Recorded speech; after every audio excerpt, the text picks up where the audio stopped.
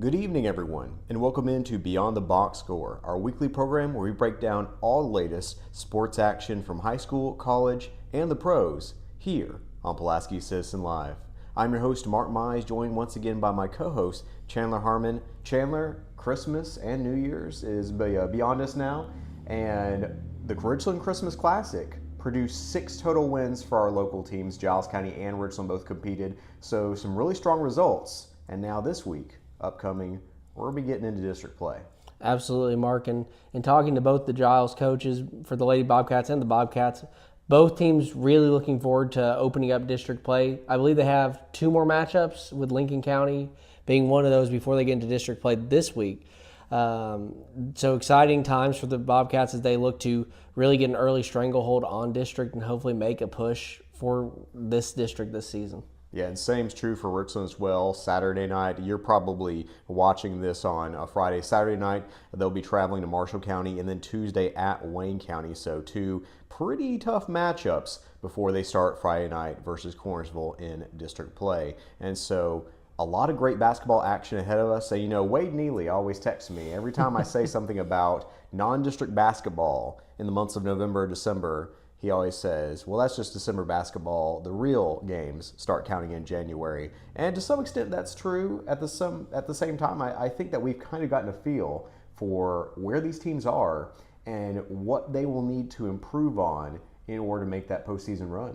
Absolutely, Mark. And I think that the teams are really taking what they've seen from their players in both, not only just this Christmas Classic where we saw, the Bobcats play some very tough matchups, but in the season beginning, we saw them against Page in a very high octane offense. Both teams kind of have an idea of where they need to go before we get into these district play matchups to really compete as the season goes on. Absolutely. And so we're going to get some commentary on Giles County first. And so we're going to take a quick time out to hear a word from our sponsors. And then it will be our Giles County segment here on Beyond the Box Score. Over 50 years, PES Energize has been proudly powering our community in Pulaski and Giles County, Tennessee. We're more than just an electric utility. We also offer internet, TV, and phone services. Our commitment to our customers and our community is what sets us apart. We're dedicated to providing safe, reliable, and innovative services. At PES Energize, we believe that serving you is a privilege. We're here for all your energy needs. Visit PESenergize.com or call us today. Can trust. Our extensive knowledge of the market and industry allows us to help our clients with any real estate need. We know how to get results. So whether you're looking to buy, sell, or rent, let us put our expertise to work for you. Call us today at 931-347-9150 or visit HaneyRealtyPem.com to learn more. Haney Realty and Property Management, your best friend in real estate. And we're back here for our Giles County segment here on Beyond the Box Score. So Lady Bobcats sweep the Richland Christmas Classic with a pair of wins on Monday and Tuesday of this week. The boys split 1-1 there. Let's talk a little Giles County girls first. So day 1, they beat Franklin Christian. Day 2, they dominated versus the Lions of Columbia Central. Just kind of what are your thoughts based on seeing those 2 days of games? Mark, I thought that they did really good in both those matchups. With the Franklin Christian game, them winning by 40 points, there's not a whole lot of negatives you can draw from a matchup like that. Akaria Reese continues to improve offensively. We knew she was going to be great defensively. She had 24 points in that matchup against Franklin Christian. And so I think that from that matchup, we see just how good of a threat she can be at the rim.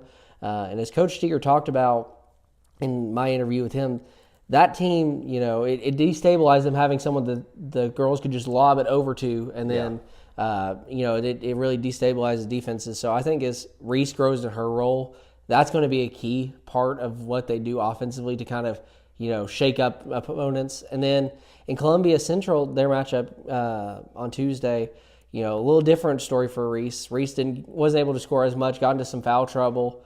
So I think that there's a lot of growth that we're going to see from her as the season goes on to keep going into the role we've seen flashes of so far. I mean, just look at how many young players they do have who are just a huge part of this team. I would say 5 of their top 6 players are underclassmen. I mean, you have Brandon Smith as your freshman there, sophomores, I believe Mariah Holt and Akaria Reese. Then juniors, you have Ashlyn Coleman and Kinsley Morris. And then, of course, Katie Pipkins, so big in her leadership role as a senior, plays some of the best defense on the team, can hit a three-pointer.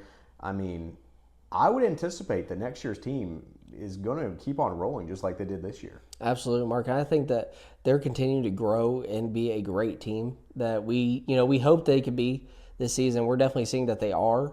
And like you said, I think that, as we progress into even next season, I think that they'll grow even more with Reese, helping to hopefully fill the void that we'll have when Pipkins leave. And that's going to be a huge loss for the Bobcats because Pipkins has been a huge player for the Bobcats, not only just scoring, but, and like you talked about, leadership, assists, things that don't show up on the box score for them. Yeah, and I think she's been at least a 3-year starter. And so, these are kids who are getting up to the high school ranks and are being thrown into the gauntlet early. And really, by the time they get to be upperclassmen, they have even more experience than I think the average upperclassman at this level. Just kind of a last thought on the girls, though, before we turn it over to Coach Steger's interview. What are some of the things as we do get to district play next week that you think might be current weaknesses that you need to see improvement on to see them really make that stretch district run and then, potentially getting even deeper in the postseason than last year? Yeah, I think that one of the things that we saw, especially in the Columbia Central matchup, foul trouble. They've had issues with that in some of their matchups against, some more physically comparable teams. I think that that's something that they're going to really want to get a handle on. I know it's something that Steger's identified as something they work on each week, and that, some games you might not see them make, but just a handful of fouls, and other nights you might see, them get into foul trouble with players fouling out. It's just one of those things that I think as the season goes on, with them being a youthful team, that's something that they'll get a hold on. And then offensively, I think that there's still some growth there that they need to make as we get into district play. I think that we've seen that they have a high ceiling for what they can do offensively, but I think they just got to get to that level, and realize just how great they can be with Reese growing in her role as a rim threat. I think that's going to be an easy transition as it opens up lanes for the other Lady Bobcats, and so I think that's a move they'll make pretty easily. And that's one thing that I kind of thought about the last couple of years was there were nights where when they weren't shooting the ball well, it might end up being a pretty difficult night for them. But, with how many, they have 2 post players who are about as, tall as you're going to see in most matchups at the 3A level. And then, of course, you have, players who can drive the paint too. And so, they can overcome a poor shooting night in a way that I don't know that they could the last couple of years. So we're going to go ahead and hear from Coach Steger, who had a chance to talk to Chandler after the Richland Christmas Classic. So, Coach, a good win for the Bobcats tonight, going 2-0 in the Christmas Classic. Yes, sir. What are some things you saw from the Lady Bobcats tonight that you thought they did good, maybe some places you think they need to clean up on? Well, we need to clean up on just being able to control the lead and then control handling the ball. They trapped us. It bothered us a little bit for a while, but I think we did a good job of spreading them out and then being able to attack the rim. We got to continue to improve ball handling and then being able to read the different type of defenses that they came out in tonight. And they were very long and very athletic. So, that's going to be a good team on down the line. But we was able to do some things for us for take care of the ball and then trying to find easy baskets there to where it made it challenging for them on the defensive end of the floor. And then a few players got into a little bit of foul trouble with Reese having 4, but other players stepped up. Talk to me a little bit about how you had, how you have those players that can step up when you need them to in moments like that. It's a growing thing for the team. One of the things is that they really work on and we work on in practice where we pull, if we do get in foul trouble, pull out certain players and with Akaria being down, they know how to play without her on the floor, or even Ray, when she had 4 fouls, they know how to execute and play with her not being on the floor. So they cheer for each other. Akaria, she was over there on the sidelines cheering for Kinsley and and Ashland and Ray to just to play hard and do better. We work on those things. We just got to get polished at making sure we kind of clean up those files. Right, and Katie Pickens looked like she had a little bit of an injury there towards the end of the game where she was limping. Yes. Is that kind of a long-term concern or just short-term? No, talking to her, I think she got knee in the thigh, and it's just one of those bruises that you just gotta just massage out or just let it heal on its own. But it's not in long term. We asked her when we got out on the timeout of making sure that she was okay, and she said she could go. And when she says she can go and she's very competitive, she does a good job for us. And last question, Coach. This being the last game until 2026 now, Yes. What can fans expect from the Bobcats here as we enter that crucial 2026 Well, portion? we know we're going into the second half of the season where there's going to be a lot of district play, and we have a tough district, and all the teams are very solid. So we just got to continue to get stronger, get healthy, stay healthy, and then being very competitive and just making good decisions and all. Absolutely. Yep.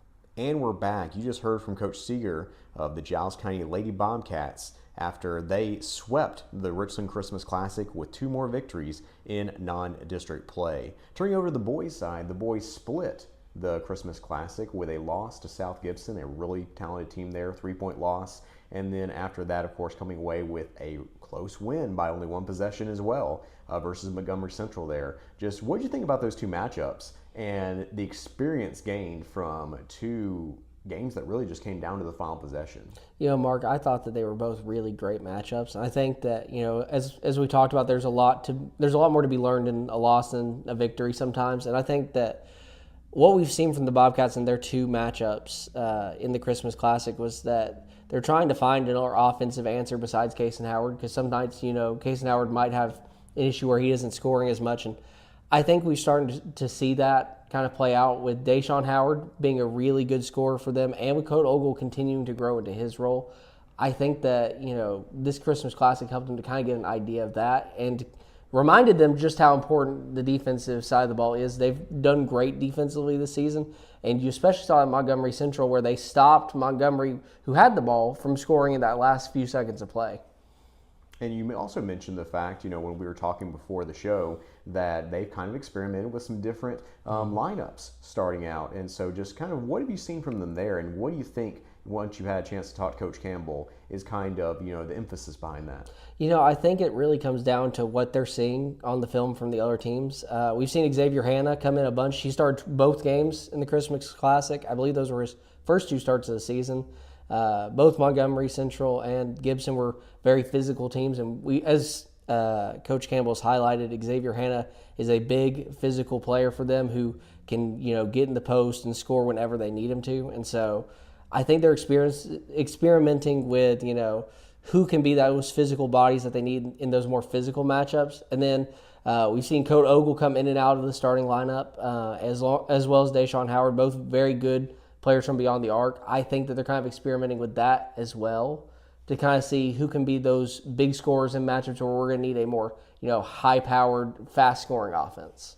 And once again, the large majority, just like on the girls, of players for Giles County on the boys' side are sophomores and juniors. And so this is a team that you really feel like is only going to get better as the season goes on, as they not only get more time on the court, but get more time together in certain lineups and things like that. Yeah, Mark, and I think that, we're seeing that this is not only them looking at what the answers are for this season, but also experimenting to see what lineups will be good for, future seasons. Franchise has been a very big part of the starting lineup, and I've seen him, he's a great player that doesn't always show up in the stat box, and I think that as we go on, finding, those aspects of players that help him and Cason Howard to succeed is going to, bode well for the Bobcats. And so finally, I'll throw you the same question I did for the girls' side. Based on what you've seen so far, what are some of the weaknesses that you think Giles may need to address as they, move on toward district play and beyond?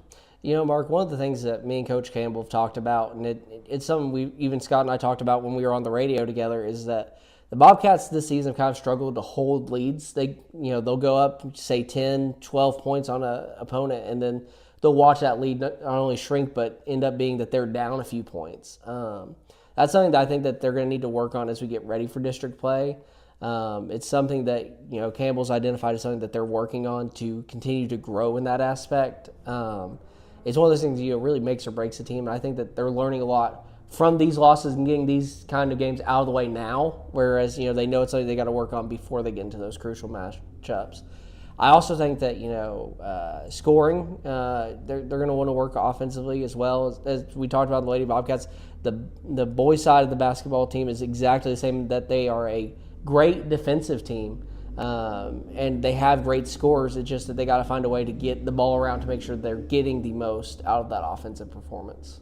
Absolutely, and we're now going to hear from Coach Campbell, who Chandler had a chance to talk to after that Richland Christmas Classic. So, Coach, big win for the Bobcats today, going 1-1 in the Christmas Classic here at Richland. Talk to me about today's matchup and what you saw from the Bobcats. I thought, down the stretch we played pretty good. We played really good in the first quarter. I think we scored 20, and we came out and scored 9. And then we kind of had a lull in the third. Probably could have called a timeout or two, but I wanted us to play through it a little bit.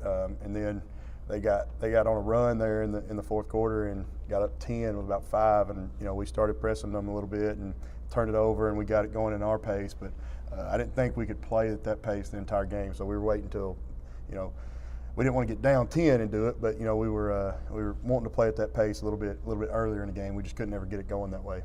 And Bobcats obviously showing a lot of resilience, coming back from being down as much as 10 in that fourth quarter, ended up winning by 1. Talk to me about the maturity that you've seen from these guys so far in this season.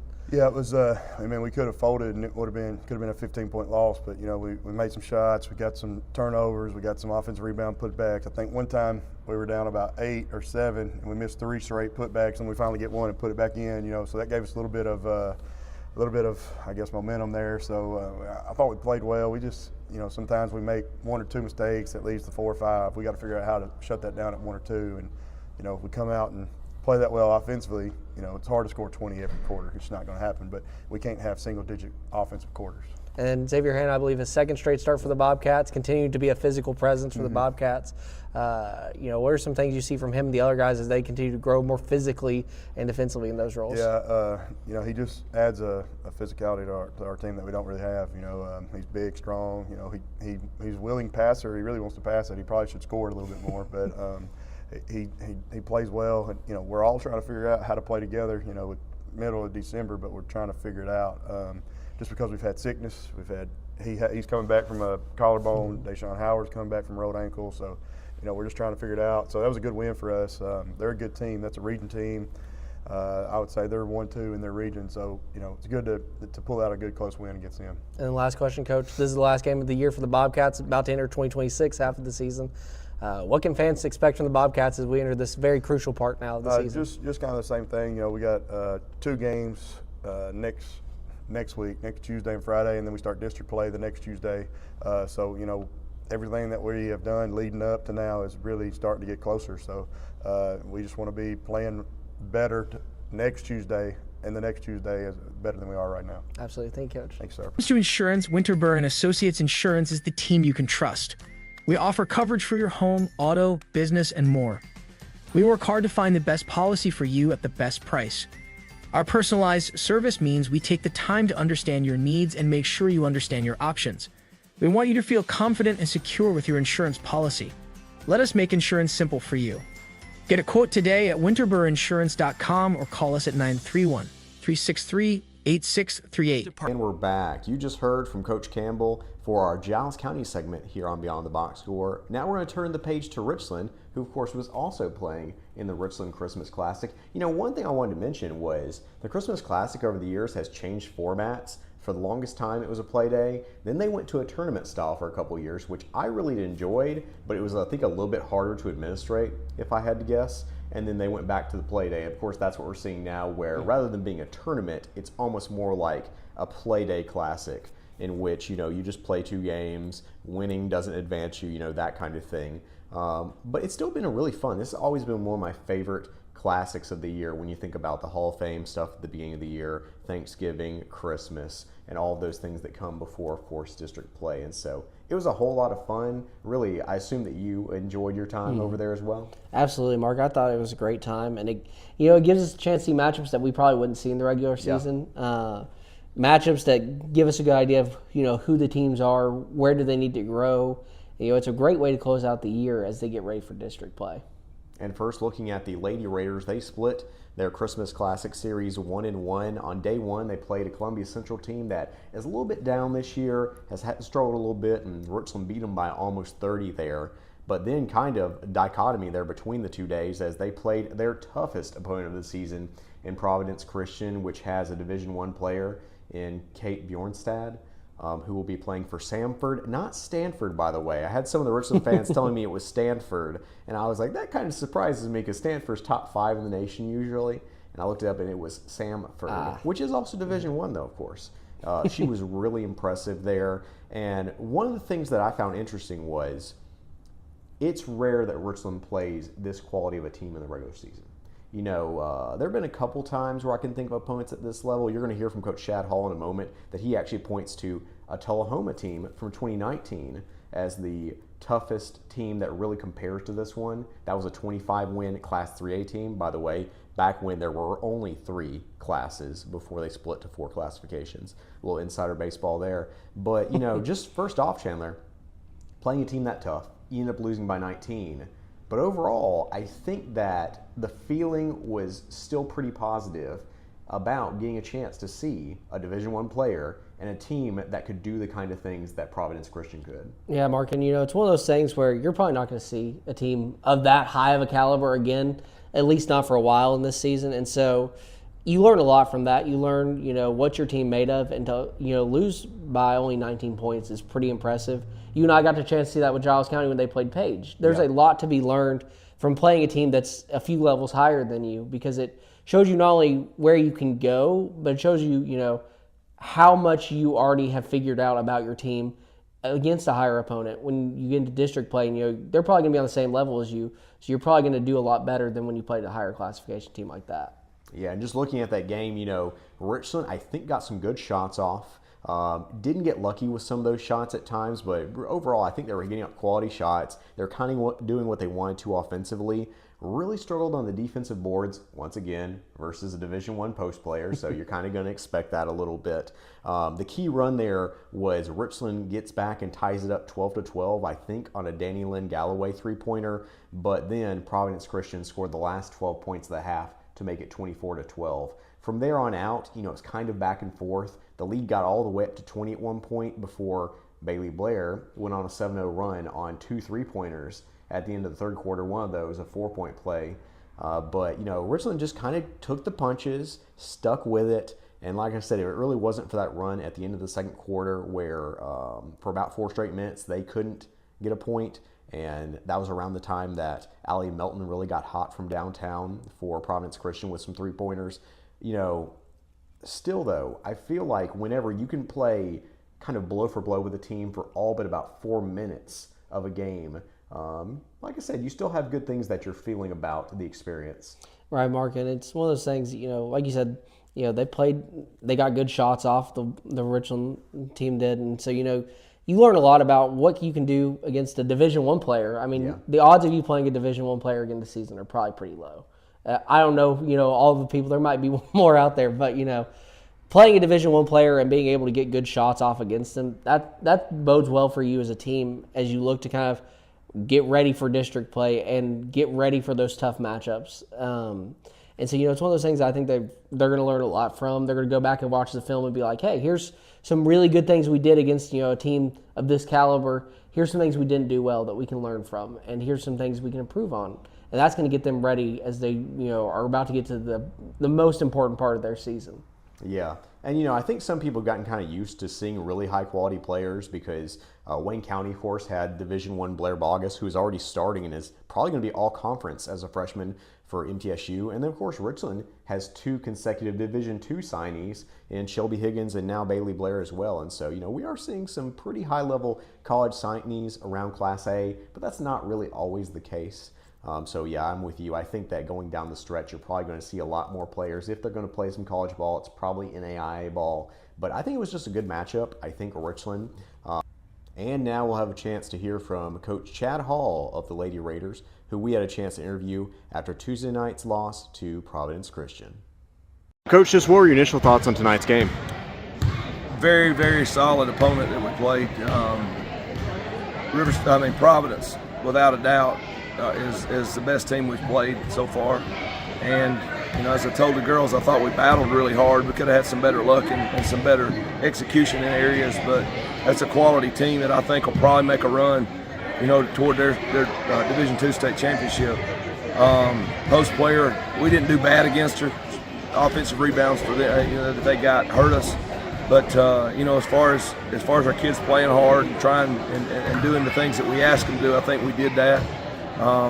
Probably if we could have not gave up those threes at the end of the first half right here, and then finished a couple ourselves, probably is more like a 3 or 4 possession game going into the fourth quarter as opposed to a 20-point game. And then I felt like we battled back one other time. I think we cut it to 11 somewhere there after they led by 20. So just proud of our effort in that. But very quality team. We could have picked 10 other teams to get us a win, but some nights you just don't get better with wins. You need to also see some adversity and see some teams that are going to offer some things maybe at teams in the deep region sub-state might offer you. Yeah, and just looking at this team, I mean, they've been to basically their Elite 8 in Division II every single year for the last 5 or 6. Yeah. Just, when's the last time, I know it's hard to quantify, when's the last time you think you saw a team this good in the regular season? I think it's got to go back to about the Riley Neely team where we got Tullahoma over here, really good Tullahoma team that was actually beat in the region, upset bad in the region. Was a Final Four team in my opinion. Really, really fast. Had 3 kids play at the next level, and that's probably, they came over here for Christmas too. That's probably 2018ish, something like that. Since the last time we played a team probably like that in the regular season. And finally, of course, you have a few more non-district games sprinkled in, especially 2 more before next week starts district play. Just how have you felt about how that's gotten your team ready? And then just overall, how do you think that you are, based on where you were hoping to be, where do you think you are at this point? I think we're very close to where, of course you always want to be better, but I think as far as looking at the schedule preseason, if we could have chose to be 8-2 at this point, with the schedule that we played, I think we would have said, I think we've done pretty well. We face Marshall County on a Saturday, and then we'll play Wayne County on Tuesday before we start in the district play on Friday. Wayne County's played much better since we played them here and was able to beat them. So we continue to try to make our schedule tough so that we're ready for those games. And Cornersville, they're somewhere around 11-1 or something like that. 11-2 now, I believe, maybe. In their season, so there is no weak ones coming up right now. So I think it pays dividends, and I'm kind of happy with where we're at. Thank you, Coach. Thank you.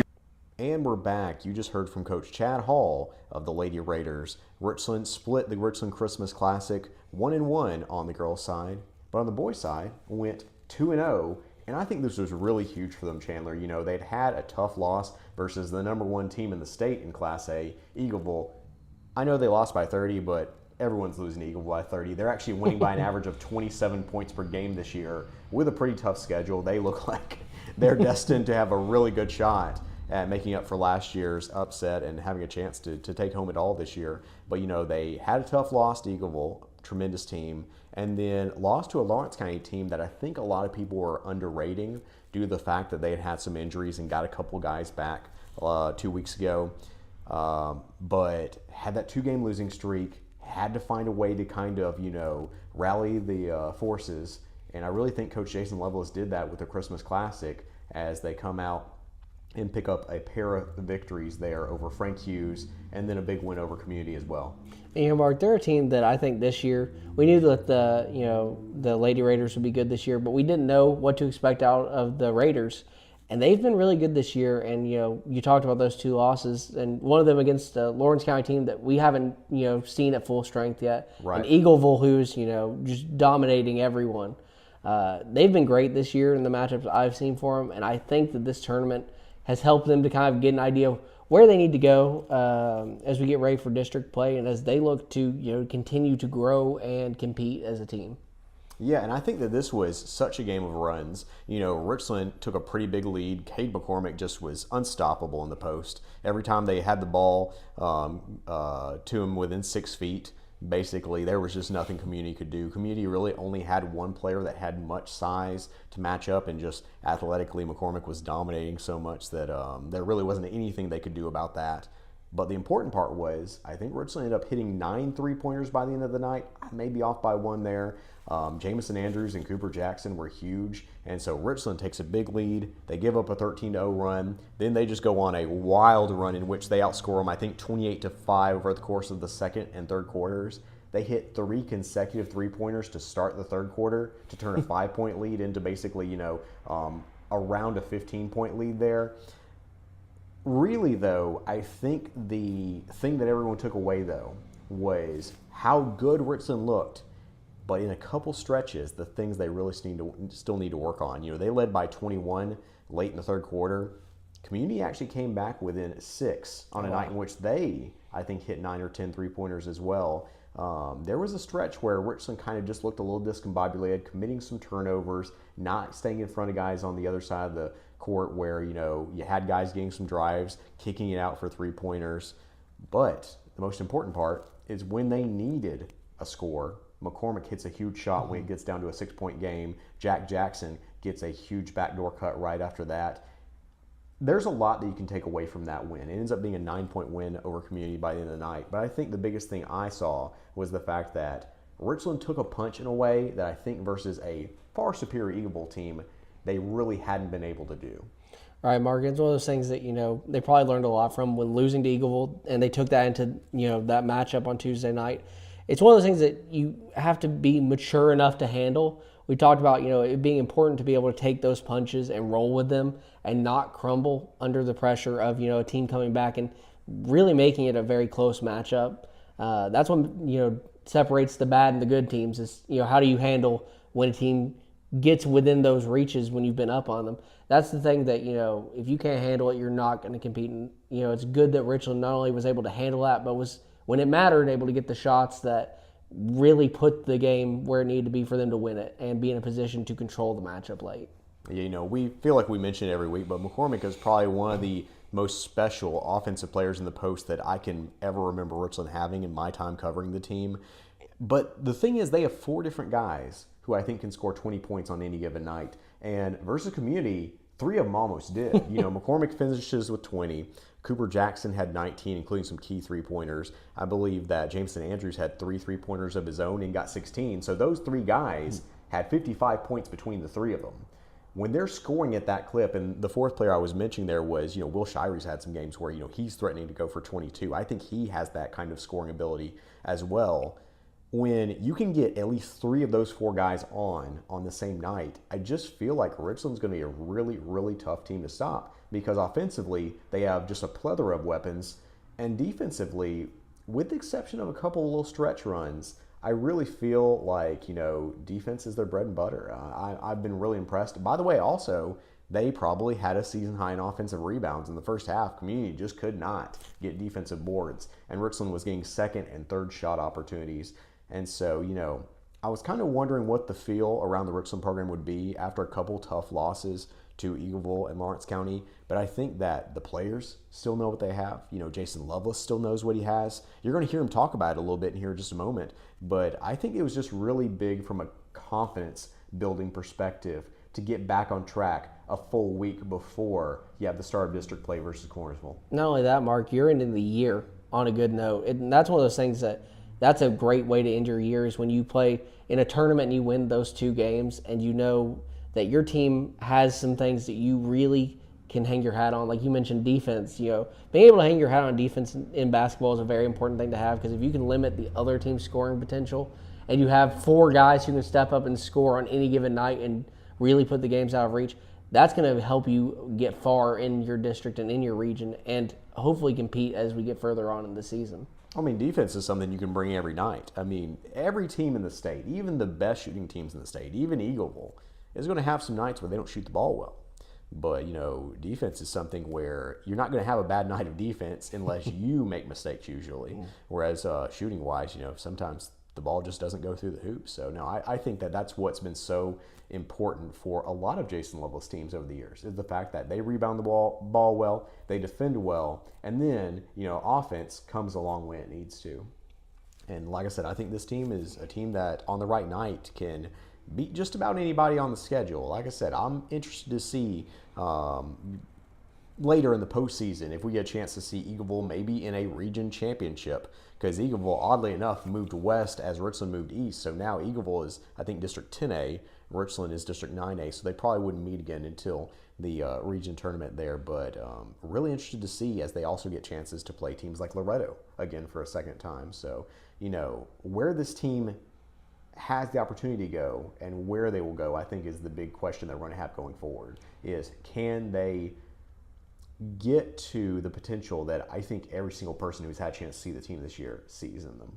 And, Mark, I think that we're seeing good signs of them getting to that potential everyone's seeing in them. And I think that as we've both gone to some, you've gone to a lot of the games, I've gotten to see a few of their games.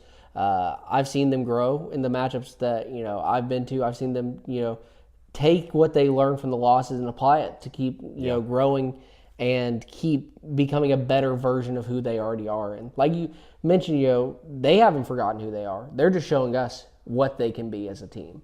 Yeah, and it's funny, you're going to hear in this interview, we'll give one more little preview of it before you hear it, that Coach Jason Lovelace mentions, they're ready to get back in the gym, though, because most of their development, most of their improvement isn't happening in these games. Now, granted, it's great to see these really quality opponents, to see someone other than the guys, that you're seeing every day in practice, but he said the number one source of improvement for this team is in practice each and every week. And so you're going to hear that and a little bit more here in a second as we had a chance to interview Coach Jason Lovelace after Tuesday night's win over Community.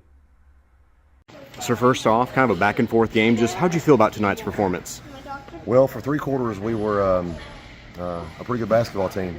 We defended pretty well for three quarters. We rebounded in the first half better than we have all year.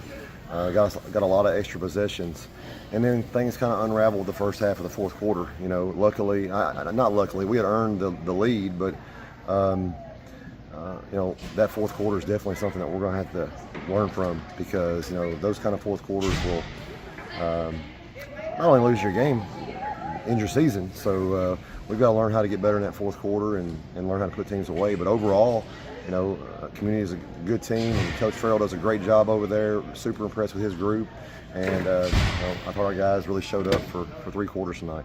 And I know part of it was turnovers, but with that one small run there in the second quarter, and then they're running the fourth quarter, with those two exceptions, y'all were beating them by about 40 over the course of the night. What do you think in those two runs for Community really that you wanted to improve on? Yeah, very simple. The same thing that we started the game with. The same thing we talked pretty much every time in our shoot around, in our pregame talk.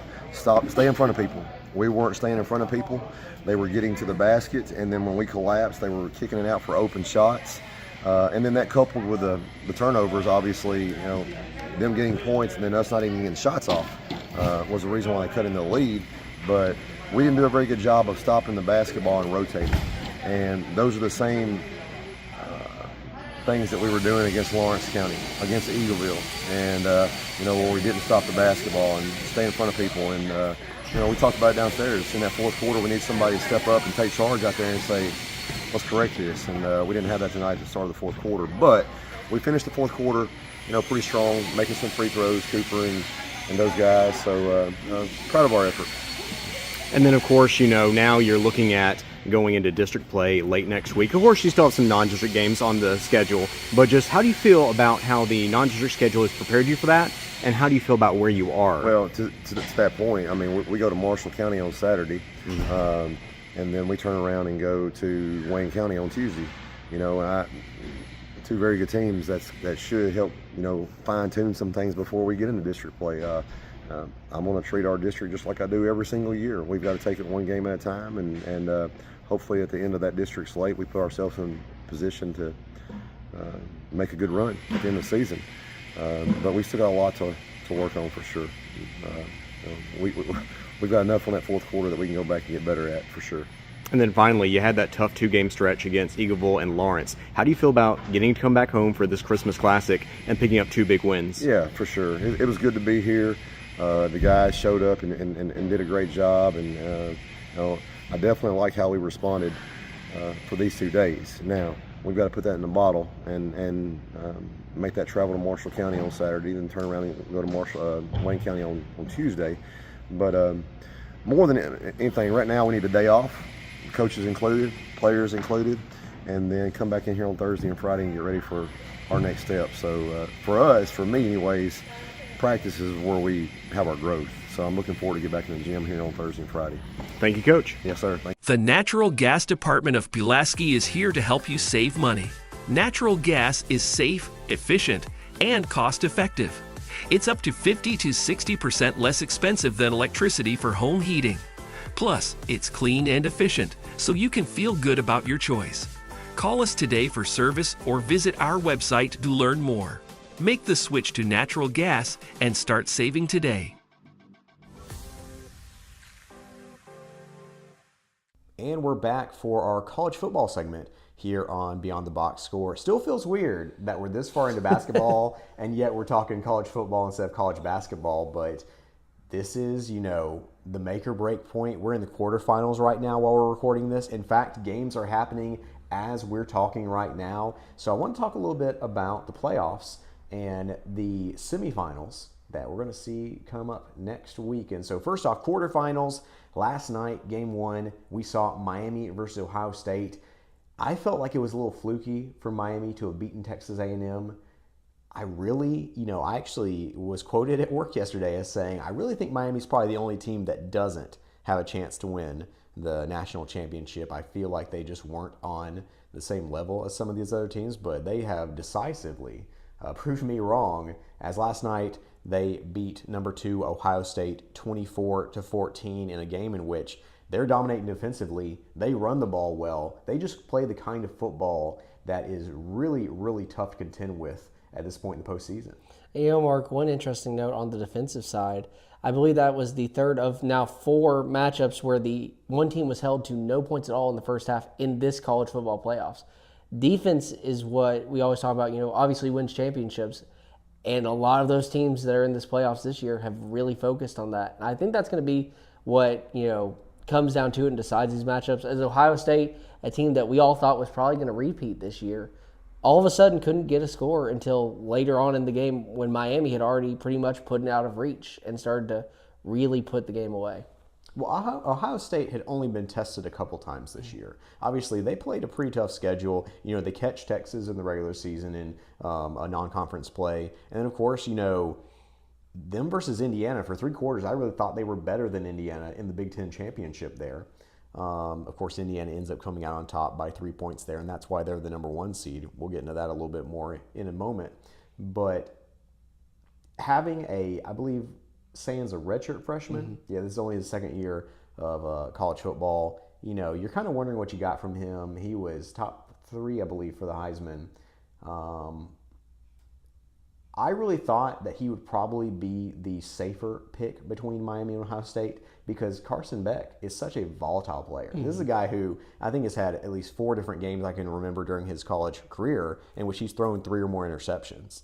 But, he's really been kind of a stabilizing force, and they're really leaning on the run game in the playoffs. And so, if he can continue to not commit the turnovers that Georgia fans still have nightmares about, I've kind of changed my opinion. I still don't think Miami's going to win it because I'll tell you in a moment who I think will. But suddenly, they've gone from a dark horse to a team that we have to take seriously. Absolutely, Mark. And it's kind of crazy what a day can do. I didn't meet a single Miami fan or talk to a single Miami fan who thought they actually could win that Ohio State matchup. And then all of a sudden they go into that game and they do the unexpected. While I also don't think that they're going to win it all, I think we could still see them pull off another upset here in their next matchup.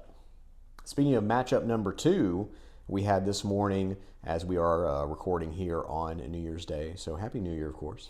But Texas Tech versus Oregon in another slight surprise for me, not necessarily because Oregon won, but really the fashion in which they did. Texas Tech looked great defensively, really were able to cover up a lot of the mistakes the offense made, but they commit 4 turnovers. They basically don't convert any third downs.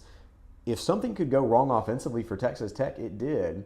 And Oregon kind of stumbled to the finish line where it was a game in which it wasn't how much necessarily Oregon wanted to win it. It was just how incompetent. And of course, part of that is Oregon's defense played a fantastic game, but this just wasn't the Texas Tech team that we saw all year. We talk about the fact that they had one of the best offensive and defensive lines in the nation, which they were able to procure using NIL in a way that I think a lot of people were surprised by. But in this matchup, they just really were not able to control the line of scrimmage on the offensive side of the ball, and really just uncharacteristic to see them not only lose, but to be just purely dominated by Oregon. Mark, it was one of those things where I really thought Texas Tech would come into the matchup, and while I didn't know whether they'd win or lose, I thought that they would, at least put up a good showing no matter whether it was a win or a loss for them.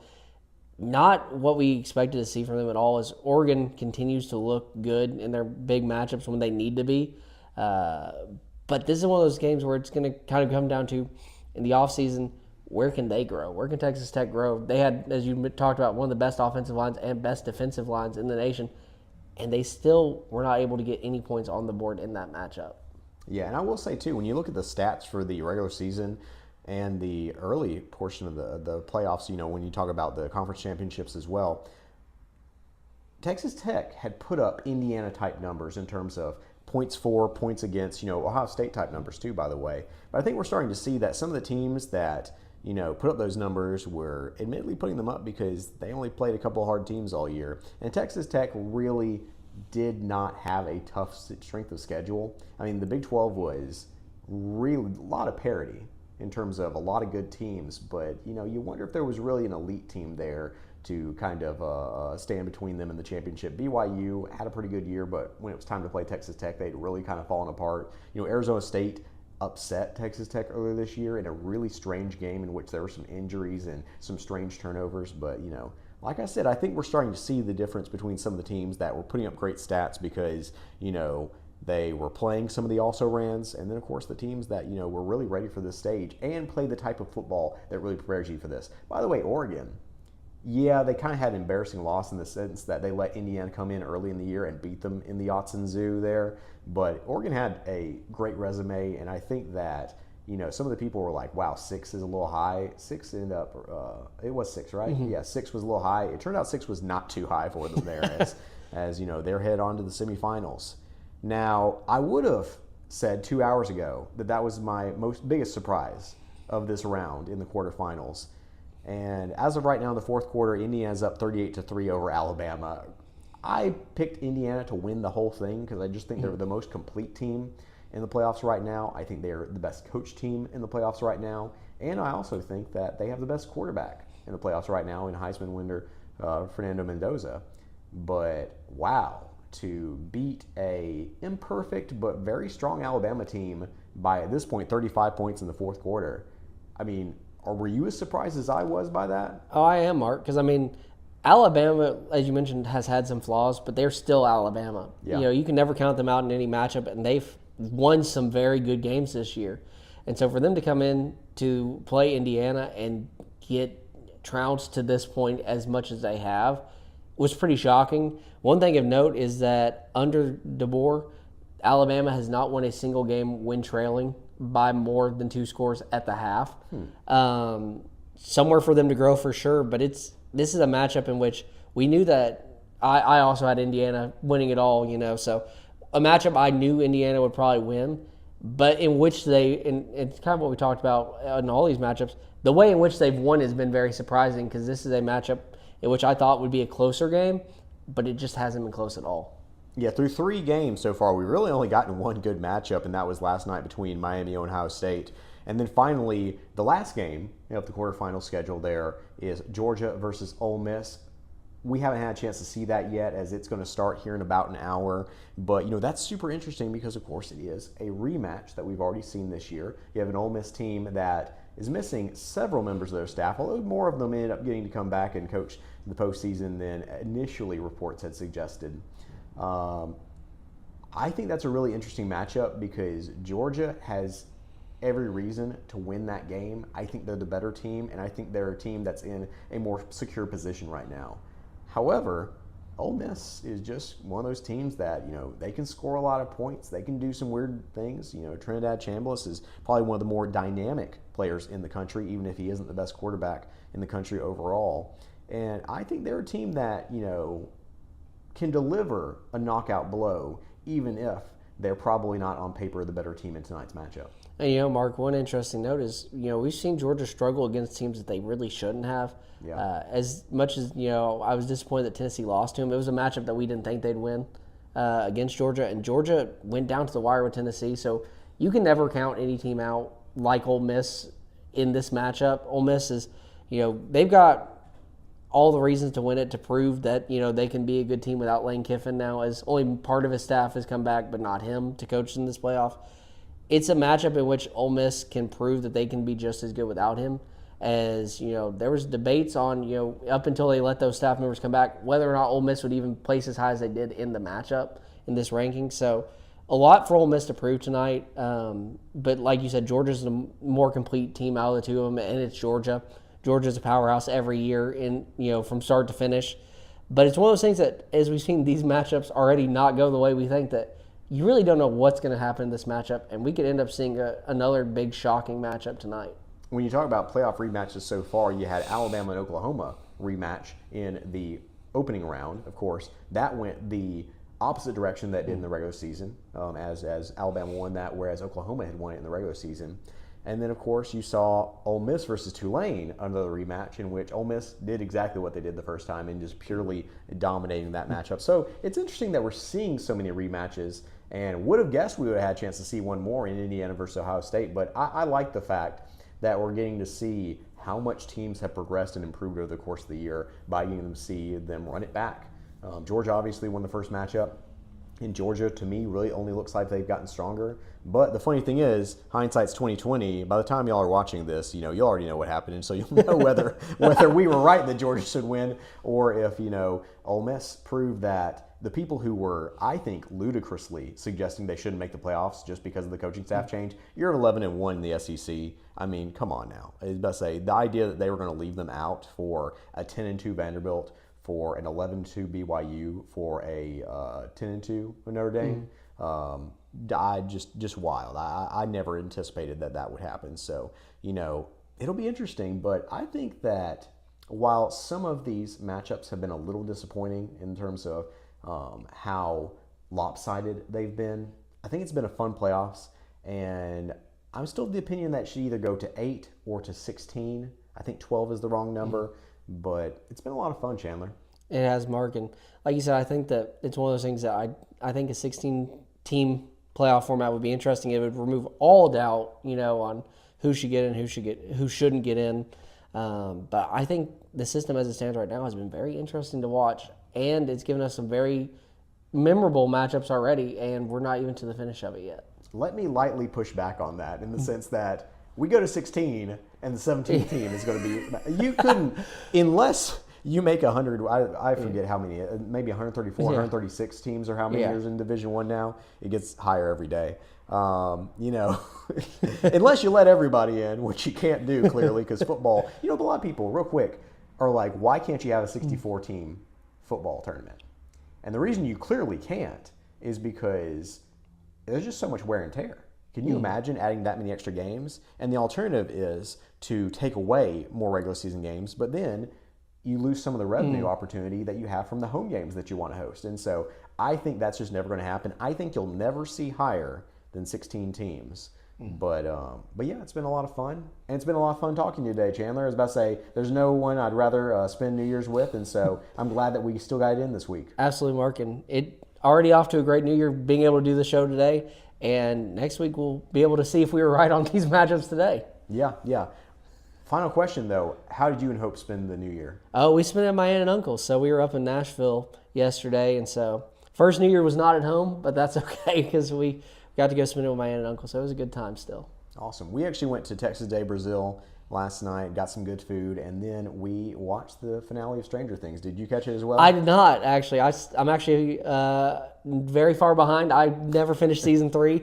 I need to go back and watch it. I just haven't had a chance to yet, but I've heard mixed reviews. What were your thoughts on the ending of it? We don't do spoilers here on Beyond the Box Good Score. or bad? I thought it was good, but I will say that someone else from work texted me right as it ended, because we were all trying to kind of watch at the same time to avoid spoilers, and they were like, "That's terrible," and I was like, I don't know if I thought it was terrible, but there's always, everyone's a critic, and people are always going to have different opinions on that, but yeah, it's been a lot of fun. I will say, we don't really talk about other media and anything other than sports, but I've been trying to convince Scott to let us do other podcasts where we get to delve into a few extra topics. It might be something for the new year. Yeah, might be something for the new year. So once again, thanks to everyone who makes Beyond the Box Score possible. Special shout out to Chandler, who not only is our co-host tonight, but also will be our producer. And so he's the one making the magic happen there. And a big shout out to Scott Stewart, Carrie Malone, and all the fine folks at the Pulaski Citizen. But Happy New Year. Hope that you've enjoyed the program so far. And now it's time for the start of district play